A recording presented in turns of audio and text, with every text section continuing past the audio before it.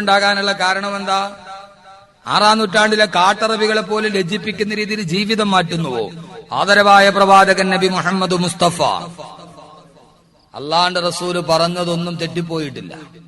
പ്രവാചകൻ പറഞ്ഞു, ഇദാ ലഹറ ഫീ ഖൗമിനിൽ ഫാഹിഷ, ഒരു സമൂഹത്തിൽ അനാശാസ്യ പ്രവണതകൾ വർദ്ധിച്ചു കഴിഞ്ഞാൽ അഹല്ലല്ലാഹു ബി അൻഫുസിഹിം അദാബ, അവരുടെ ശരീരത്തെ അള്ളാഹു ശിക്ഷയ്ക്ക് വേണ്ടി ഹലാലാക്കി കൊടുക്കും. ഇനി ഇവന്മാര് ജീവിക്കണ്ട. അള്ളാഹു നമ്മളെ കാത്തുരക്ഷിക്കട്ടെ. ഈ ഭൂമി നമ്മുടെ കയ്യിലല്ല, ബിയദിഹി, അള്ളാഹുവിന്റെ കയ്യിലാണ്. അവൻ തീരുമാനിക്കുമ്പോ ഈ ഭൂമി കടന്നാടും. അള്ളാഹുവിന്റെ റസൂൽ പറഞ്ഞു, ഒരു സമൂഹത്തിൽ അനാശാസ്യ പ്രവണതകൾ വർദ്ധിച്ചാൽ ആ നാട്ടിൽ അഹല്ലല്ലാഹു ബി അൻഫുസിഹിം അദാബ, അവരുടെ ശരീരത്തെ അള്ളാഹു ശിക്ഷയ്ക്ക് വിധേയമാക്കും. ഫാഹിഷത്ത് എന്ന് പറഞ്ഞാൽ എന്താ ഫാഹിഷത്ത്? ഫാഹിഷത്ത് എന്താന്ന് പറഞ്ഞെങ്കിൽ റസൂലുള്ള ഒന്നുകൂടി വിശദീകരിച്ച് പറയുന്നുണ്ട്. അള്ളാഹു അത് രണ്ടിൽ നിന്ന് നമ്മുടെ സമൂഹത്തെ കാത്തുരക്ഷിക്കട്ടെ. അള്ളാഹുവിന്റെ പ്രവാചകൻ പറഞ്ഞു, ഇദാ ലഹറ ഫീ ഖൗമിനി സിനാ വൽരിബാ, ഇദാ ലഹറ ഫീ ഖൗമിനി സിനാ വൽരിബാ സല്ലല്ലാഹു അലൈഹിൽ മൗതാ. എന്റെ സമൂഹമേ കേട്ടിരിക്കുക, അള്ളാന്റെ റസൂല് പറഞ്ഞു, ഏതെങ്കിലും ഒരു സമൂഹത്തിൽ വ്യഭിചാരവും പലിശയും വർദ്ധിച്ചു കഴിഞ്ഞാൽ സല്ലല്ലാഹു അലൈഹിൽ മൗതാ, ആ സമൂഹത്തിന് മരണനിരക്ക് കൂടുമെന്ന് ആദരവായ പ്രവാചകൻ നബി മുഹമ്മദ് മുസ്തഫ. എന്ന് പറഞ്ഞാൽ അതിന്റെ അർത്ഥം എന്താണ്? ഏതെങ്കിലും ഒരു നാട്ടിൽ വ്യഭിചാരവും മദ്യപാനവും അധികരിച്ചു കഴിഞ്ഞാൽ അവിടെ മരണനിരക്ക് കൂടാൻ തുടങ്ങും. എന്ന് പറഞ്ഞാൽ ഒരു മഹല്ലിലെങ്ങാനും ഏതെങ്കിലും ഒരു മഹല്ലിൽ വ്യഭിചാരികളും മദ്യപാനികളും അധികരിച്ചു കഴിഞ്ഞാൽ ആ മഹല്ലിലെ ഖബർസ്ഥാൻ തികയുകയില്ല. ജമാഅത്ത് കമ്മിറ്റി പിന്നെ അടുത്ത ഖബർസ്ഥാൻ മേടിക്കേണ്ടി വരും. അവിടെ മരണനിരക്ക് അടിക്കടിക്ക് കൂടിക്കൊണ്ടേയിരിക്കുമെന്ന്, അവിടുത്തെ ഖബർ വെട്ടുകാർക്ക് ജോലി കൂടുമെന്ന് നബി മുഹമ്മദ് മുസ്തഫ. മനസ്സിലായോ പറഞ്ഞത്? അള്ളാഹു നമുക്ക് മനസ്സിലാക്കാൻ തൗഫീഖ് നൽകട്ടെ. ഒരു നാട്ടിൽ, ഒരു ജില്ലയിൽ, ഒരു മഹല്ലിൽ രണ്ട് കാര്യങ്ങൾ വർദ്ധിച്ചാൽ, ഒന്ന് ഇദാ ലഹറ ഫീ ഖൗമിനി സിന, വ്യഭിചാരം, രണ്ട് വറിബ, പലിശ. ഇത് രണ്ടും വർദ്ധിച്ചാൽ സല്ലല്ലാഹു അലൈഹിൽ മൗത, ആ നാട്ടിലെ മരണനിരക്ക് കൂടും. പെട്ടെന്ന് മരിക്കും. ഏതെങ്കിലും ഒരു വീട്ടിൽ, ഒരു കുടുംബത്തിൽ പലിശ വാങ്ങിക്കുന്നവനും വ്യഭിചരിക്കുന്നവനും ഉണ്ടെങ്കിൽ ആ കുടുംബത്തിലെ ആളുകൾക്ക് ദീർഘായുസ് കുറവായിരിക്കുമെന്ന് നബി മുഹമ്മദ് മുസ്തഫ. കാരണം രണ്ട് ശുദ്ധി നഷ്ടപ്പെട്ടു പോയാൽ ഈ സമൂഹത്തിന് പിന്നെ നിലനിൽപ്പില്ല. രണ്ട് ശുദ്ധി. ഏത് ശുദ്ധി? ഒന്ന് ലൈംഗിക ശുദ്ധി, മറ്റൊന്ന് സാമ്പത്തിക ശുദ്ധി. ഈ രണ്ട് ശുദ്ധി എന്ന് നഷ്ടപ്പെട്ടു പോകുന്നു, അന്ന് ഈ സമൂഹം തകരും. തീർച്ചയായും. ആദരവായ റസൂലുള്ളാഹി സ്വല്ലല്ലാഹു അലൈഹി വസല്ലം പറഞ്ഞു, അല്ലാഹു ഈ രണ്ട് ശുദ്ധി നമ്മുടെ ജീവിതത്തിൽ, കുടുംബത്തിൽ നൽകി അനുഗ്രഹിക്കട്ടെ. ഒരു വീട്ടിലെ പെണ്ണ്, അവള് ലൈംഗിക ശുദ്ധിയില്ലാത്തവൾ. ആ വീട്ടിലെ പുരുഷൻ സാമ്പത്തിക ശുദ്ധിയില്ലാത്തവൻ. ആ വീട്ടിലെ ആളുകൾക്ക് ദീർഘായുസ് ഉണ്ടാവില്ല. എത്ര ദുആ ചെയ്താലും. ഇത് അള്ളാഹിനോട് പറഞ്ഞേ പറ്റൂ. കാരണം എന്താ? ഈ രണ്ട് ശുദ്ധി പ്രധാനപ്പെട്ടതാണ്. ഈ രണ്ട് ശുദ്ധി നമുക്കില്ല. ലൈംഗിക ശുദ്ധിയില്ല, സാമ്പത്തിക ശുദ്ധി. ആണുങ്ങൾക്ക് സാമ്പത്തിക ശുദ്ധിയില്ല. ശുദ്ധിയുണ്ടോ? ഒരു ശുദ്ധിയില്ല. റിട്ടയർ ആയി കിട്ടുന്ന പൈസ ബാങ്കിൽ പലിശ മേടിക്കുക. റമളാൻ മാസത്തിൽ നോമ്പ് തുറക്കണം, ആ പലിശ മേടിച്ചിട്ട് കിട്ടുന്ന പൈസ മുഴുവനും കൊണ്ടുപോയി ഇടുകയാണ്. 11.5%, 12.5% പലിശ. ആ പലിശ വാങ്ങിച്ചിട്ട് കാര്യങ്ങൾ നടത്തുക, അത് ഹലാലാണ്. ഇദാ ലഹറ ഫീ ഖൗമിനി സിന വറിബ എന്ന് പറഞ്ഞാൽ ആ റിബയിൽ ഇതും പെടും. പലിശ എന്ന് പറഞ്ഞാൽ ബാങ്ക് പലിശയും പെടും. കിട്ടുന്ന സമ്പാദ്യം മുഴുവനും കൊണ്ടുപോയി ബാങ്കിലിട്ടിട്ട് ആ ബാങ്കിന്റെ പലിശ മേടിച്ച് സ്വസ്ഥമായി കൈകെട്ടിയിരുന്ന് ഭക്ഷണം കഴിച്ചാൽ, എന്റെ പൊന്നു സഹോദരിമാരെ, പൊന്നു സഹോദരങ്ങളെ, അടുത്ത പ്രാവശ്യം വാതിരങ്ങൾ എന്നെ വിളിച്ചില്ലേലും കുഴപ്പമില്ല, എനിക്കൊരു പരാതിയുമില്ല. ആ വീട്ടിൽ പ്രശ്നങ്ങൾ ഉണ്ടാകും. പലിശ കൂടുതലായിട്ട് അനുഭവിക്കുന്ന ഒരു സമൂഹം, ആ സമൂഹം പ്രകൃതിയുടെ ദുരന്തങ്ങൾ ഏറ്റുവാങ്ങുന്ന സമൂഹമാണ്. കാരണം എന്താ? ആദരവായ പ്രവാചകൻ പറഞ്ഞു, ഇഹ്ഫളുൽ അർള, ഈ ഭൂമിയെ നിങ്ങൾ സൂക്ഷിച്ചു കൊള്ളണം. നിന്റെ സർവ്വ തോന്നിവാസവും കാണുന്നതാരാ? ഈ ഭൂമിയല്ലേ. ഈ ഭൂമി അത് കണ്ടുകൊണ്ടിരിക്കുകയല്ലേ. ആളുകൾ ഉറക്കമാണെങ്കിലും ഉണർവിലാണെങ്കിലും സർവ്വ തോന്നിവാസത്തിന് സാക്ഷി നിൽക്കുന്നതാരാ? ആരാ? ഈ ഭൂമിയാണ്. അള്ളാഹുവിന്റെ പ്രവാചകൻ പറഞ്ഞു, അക്രിമുൽ അർള, ഈ ഭൂമിയെ നിങ്ങൾ ബഹുമാനിക്കണേ. ഫഇന്നഹാ ഉമ്മുക്കും, ഈ ഭൂമി നിങ്ങളുടെ മാതാവാണെന്ന് നബി മുഹമ്മദ് മുസ്തഫ. ഈ ഭൂമിയെ നിങ്ങൾ ബഹുമാനിക്കണേ. ഇങ്ങനെ ഈ ഭൂമിയുടെ മുകളിൽ കടന്നിട്ട് നിങ്ങൾ ഇത്രയ്ക്ക് വലിയ തമ്മാടി തരങ്ങൾ കാണിക്കരുത്. ഈ ഭൂമി ക്ഷമിക്കുന്നതിനും ഒരു പരിധിയുണ്ട്. അത് നിങ്ങളുടെ ഉമ്മയാണ് ഭൂമി എന്ന് നബി മുഹമ്മദ് മുസ്തഫ. സഹോദരങ്ങളെ, ഉമ്മ ക്ഷമയുടെ പ്രതീകമാണ്. ആ ഉമ്മ സഹിക്കുന്നതിനൊരു പരിധിയുണ്ട്. അവസാനം കൽബ് തകർന്നിട്ടൊരു ഉമ്മയെങ്ങാനും ഇവൻ നശിച്ചു പോകട്ടെ എന്ന് പറഞ്ഞു പോയാ ഉമ്മയുടെ കോപമുണ്ടായാൽ പിന്നെ തവിട് പൊടിയാകില്ലേ? ഈ ഭൂമി നിങ്ങളുടെ മാതാവാണ്.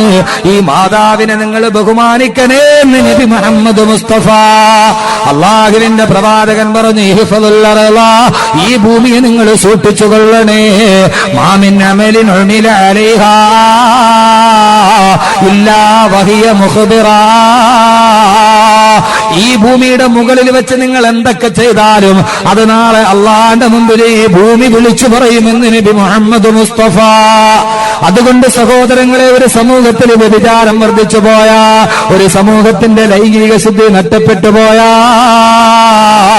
അന്യപുരുഷനുമായി കാതുകൊണ്ട് കണ്ണുകൊണ്ട് സല്ലപിക്കുന്ന പെണ്ണുണ്ടായി പോയാൽ, വ്യഭിചാരമെന്ന് പറയുമ്പോൾ എന്റെ പെങ്ങളെ മനസ്സിലാക്കേണ്ടത് ഗുഹ്യസ്ഥാനത്തിന്റെ സ്പർശനം മാത്രമല്ല.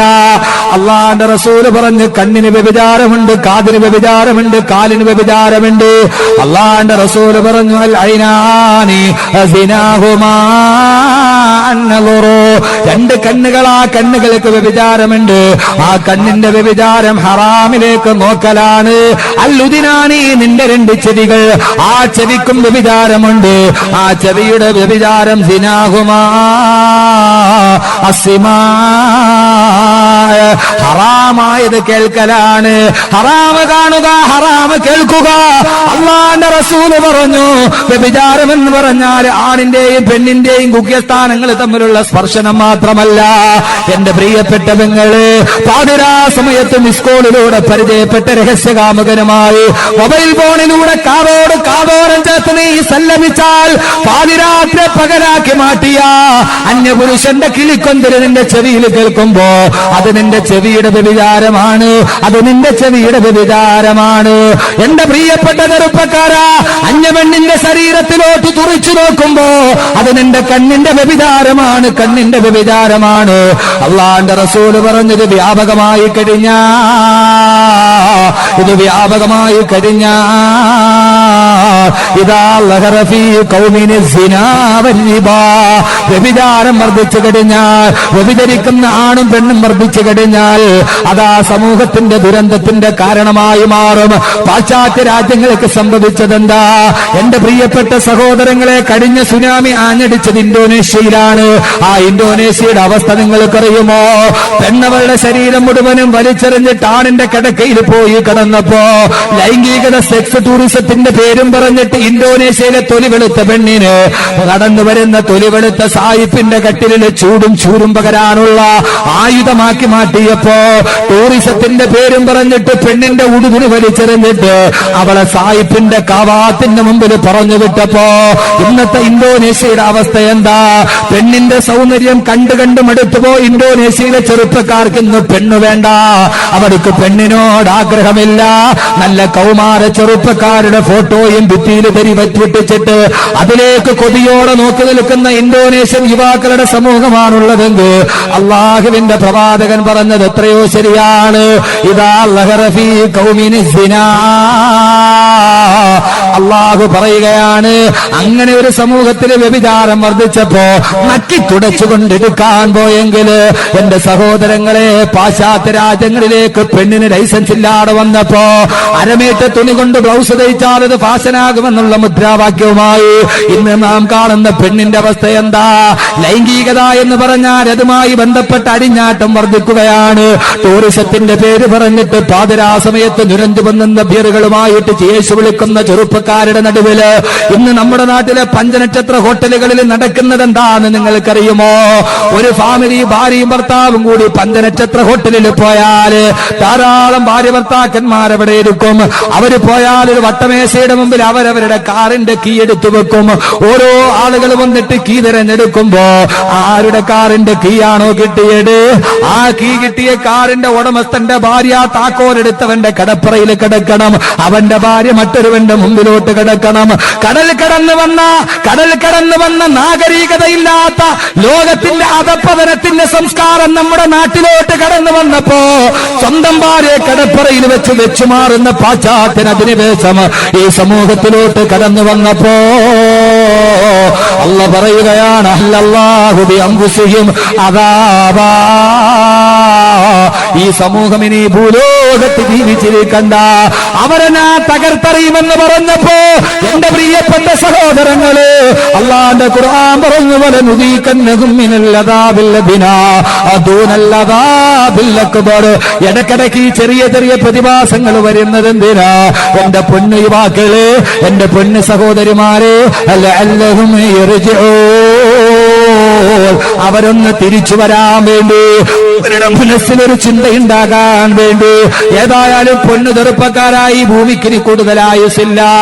2008 ലോക ശാസ്ത്രജ്ഞന്മാരുടെ സമ്മേളനത്തെ അഭിസംബോധന ചെയ്യാൻ വന്ന സാക്ഷാൽ സ്റ്റീഫൻ ഹോക്കിംഗ് ആണ് വീൽചെയറിൽ ഇരുന്നിട്ട് പറഞ്ഞത്, ഇന്ന് ലോകത്ത് ജീവിച്ചിരിക്കുന്ന ഏറ്റവും വലിയ പ്രപഞ്ച ശാസ്ത്രജ്ഞന് അദ്ദേഹം പറഞ്ഞു, ഈ ലോകം അവസാനിക്കാൻ പോവുകയാണ്, ഈ ലോകം തകരാൻ പോവുകയാണ്, ഈ ഭൂമിക്ക് ഇനി കൂടുതൽ ആയുസില്ല. അദ്ദേഹം പറഞ്ഞ രണ്ട് കാരണം, ഒന്ന് ആഗോള താപനമാണ്, മറ്റൊന്ന് ആണവ വികിരണമാണ്. ഒന്ന് ശ്രദ്ധിക്കണേ, കഴിഞ്ഞ യോഗത്തിൽ അദ്ദേഹം പറഞ്ഞു ഈ ലോകം അവസാനിക്കാൻ പോകുന്നു. ഒന്ന് ആഗോള താപനമാണ്, വല്ലാതെ ചൂട് വർദ്ധിക്കലാണ്, ആ ചൂടിന്റെ കെടുതികൾ നന്നായിട്ട് നാം അനുഭവിക്കുന്നു. രണ്ടാമത് അദ്ദേഹം പറഞ്ഞു ആണവ വികിരണമാണ്, അണുവായുധങ്ങൾ അന്തരീക്ഷത്തിലേക്ക് പ്രസരിക്കുക. ജപ്പാനിൽ സുനാമി ഉണ്ടായപ്പോ 4 ആണവ റിയാക്ടറുകളാണ് പൊട്ടിത്തെറിച്ചത്. അതിന്റെ അണുവായുധങ്ങൾ കടലിൽ പോലും വന്നു എന്ന് ഇന്നത്തെ മാധ്യമത്തിന്റെ വാർത്തയാണ്. എന്റെ സഹോദരങ്ങളെ, ലോകാവസാനത്തിന്റെ പ്രവചനം പോലെ സർവ്വതും നമ്മുടെ മുമ്പിലോട്ട് വന്നിറങ്ങുമ്പോ, ഈ ഭൂമി കലിതുള്ളിയാടുമ്പോ അള്ളാന്റെ ദുനിയാവിന് അള്ളാഹുവിന്റെ സ്വർഗത്തിന് വേണ്ടി ജീവിക്കാൻ ഈ ജീവിതത്തിൽ ഒരു മാറ്റമുണ്ടാവാൻ ഇങ്ങനെ ജീവിച്ചാ മതിയോ? ഒരു മാറ്റമുണ്ടാകണ്ടേ, ഒരു മാറ്റമുണ്ടാകണ്ടേ? എന്റെ പൊന്നു ചെറുപ്പക്കാരാ,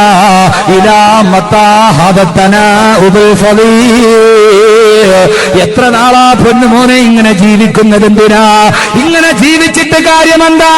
മരിച്ചാൽ വെറും കൊണ്ടുപോയി 6 മണ്ണിന്